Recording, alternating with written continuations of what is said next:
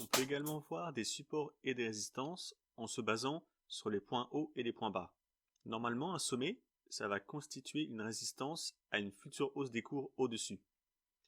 Et un point bas, ça va être un support qui va empêcher les cours de baisser plus bas.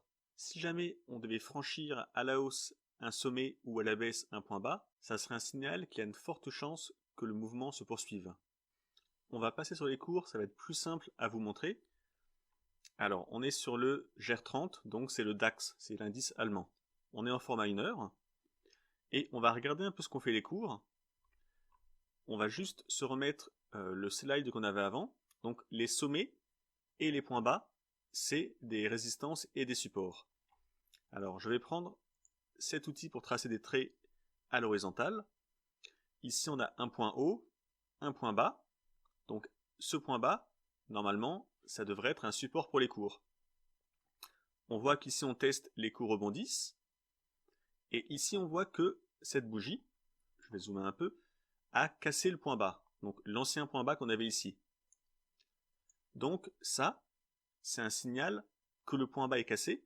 Et donc, si le point bas est cassé, ça veut dire qu'on a beaucoup de vendeurs, parce que ce point bas est un support. Donc, en théorie, il fait rebondir les cours. S'il ne fait pas rebondir les cours et qu'il est cassé à la baisse, ça veut donc dire qu'il y a beaucoup de vendeurs sur le marché. S'il y a beaucoup de vendeurs, ça veut dire que les cours ont des fortes chances de baisser. Et c'est ce que je dis dans le slide, en cas de franchissement, on peut s'attendre à une poursuite du mouvement. Donc là, on a franchi à la baisse un support, donc il y avait des grandes chances que par la suite, les cours baissent. Et on peut faire ça avec les autres niveaux. Ici, on a fait un nouveau point bas, donc on va remettre une ligne à l'horizontale, donc cette ligne, c'est une ligne de support normalement, qui doit faire rebondir les cours quand on va la retester. Là, les cours la retestent et ils l'ont à nouveau cassée. Ça veut dire qu'il y a tellement de vendeurs sur le marché que cette ligne qui est normalement une ligne de support qui fait rebondir n'arrive pas à faire rebondir les cours. C'est un signe qu'il y a une forte chance que les cours continuent à baisser parce qu'il y a beaucoup de vendeurs sur le marché. Et en effet, les cours ont baissé.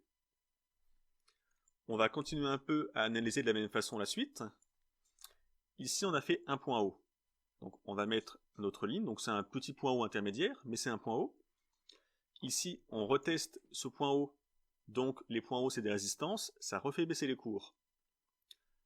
Et cette fois-ci, la résistance est cassée à la hausse par cette bougie. Si la résistance est cassée à la hausse, c'est le même principe qu'avant. Ça veut dire qu'il y a beaucoup d'acheteurs cette fois. Il y a tellement d'acheteurs qu'ils ont réussi à casser la résistance. La résistance n'a pas réussi à faire baisser les cours. Dans ce cas-là, ça veut dire qu'il y a une forte chance que le mouvement haussier se poursuive. Et c'est ce qui s'est passé. Donc les points hauts et les points bas, ça vous fournit des supports et des résistances. Et si jamais ces supports ou ces résistances sont cassés dans un sens ou dans l'autre, il y a des fortes chances que le mouvement se poursuive après.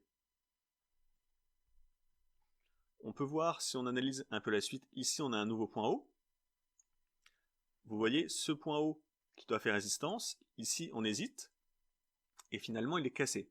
La bougie ici le dépasse, donc vu qu'elle l'a dépassé, ça veut dire qu'il y a beaucoup d'acheteurs et les cours continuent à monter après. Donc ils n'ont pas monté énormément, mais on voit bien qu'il y avait quelques points à prendre à la hausse suite à la cassure de la résistance. Donc les résistances et les supports, ça vous indique des niveaux où les prix ont des fortes chances de rebondir ou de repartir dans l'autre sens, mais si jamais la résistance ou le support ne fonctionne pas, ça peut vous donner le signal contraire justement, qu'il y a beaucoup d'acheteurs ou de vendeurs sur le marché, et donc que les cours ont des fortes chances de continuer dans le sens de la cassure. Et on peut continuer comme ça sur les cours. Ici donc on a fait un point haut, là on fait un point bas, donc on va mettre une ligne sur le point bas, donc ce point bas c'est un support, les cours repartent à la hausse. Ici, vous voyez, les cours reviennent sur le support quasiment, et vu que c'est un support, ça repart à la hausse. Cette fois, les cours n'ont pas réussi à casser à la baisse ce support, et donc, mécaniquement, ils rebondissent. Et une fois qu'ils ont rebondi, si on remet une ligne horizontale sur le dernier point haut ici, on voit que ce point haut est cassé, ici. Donc, c'est un signal qu'il y a beaucoup d'acheteurs, et que la tendance risque de se poursuivre, et vous voyez c'est ce qui s'est passé après, la tendance a explosé à la hausse. Donc on peut vraiment se baser sur les points hauts et les points bas, soit pour faire support à résistance, soit pour savoir qu'il y a beaucoup d'acheteurs ou de vendeurs. L'autre propriété des supports et des résistances, si on reprend le slide, je disais, un support cassé à la baisse devient une résistance, et une résistance cassée à la hausse devient un support. Si on reprend le graphique d'avant, donc sur le DAX, on va retracer, on avait commencé par là tout à l'heure, ici on avait vu un point bas, donc je retrace mon point bas, on avait dit ici on le casse à la baisse, ça montre qu'il y a beaucoup de vendeurs et que les cours vont sûrement baisser après. Donc ce support est cassé à la baisse, donc un support cassé à la baisse devient une résistance. Et vous voyez les cours remontent et ils arrivent sur l'ancien support. Mais vu qu'il était cassé à la baisse, ce support maintenant c'est une résistance. Et la résistance, elle empêche les cours de monter.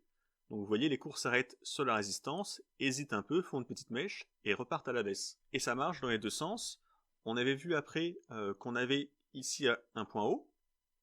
Le point haut ici est cassé à la hausse, donc ça veut dire que les cours vont sûrement monter par la suite.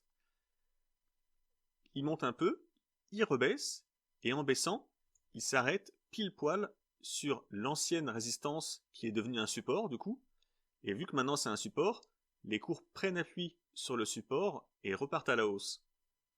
On peut d'ailleurs voir que par la suite ils rebaissent, ils reprennent à nouveau appui sur le support, donc là c'est un support, donc c'est normal, le support fait rebondir les cours. À nouveau, ça rebondit. Ça rebaisse, ça revient tester le niveau, donc là on l'a testé 3 fois déjà, et bien encore une fois les cours repartent à la hausse. Donc gardez en tête que quand une résistance est cassée à la hausse, elle devient support, et quand un support est cassé à la baisse, ça devient une résistance. On peut aussi voir, ici on avait tracé ce point haut. Le point haut ici est cassé à la hausse, donc c'est un signal que les cours vont sûrement monter. Et vous voyez les cours ont rebaissé un peu pour venir prendre appui sur l'ancienne résistance qui est du coup devenue un support. Les prix prennent appui sur le support et repartent à la hausse. Donc c'est une propriété des supports et résistances, et ça marche également pour les supports et les résistances obliques qu'on a vu dans la leçon précédente. Quand un support est cassé, ça devient une résistance, et une résistance cassée devient un support.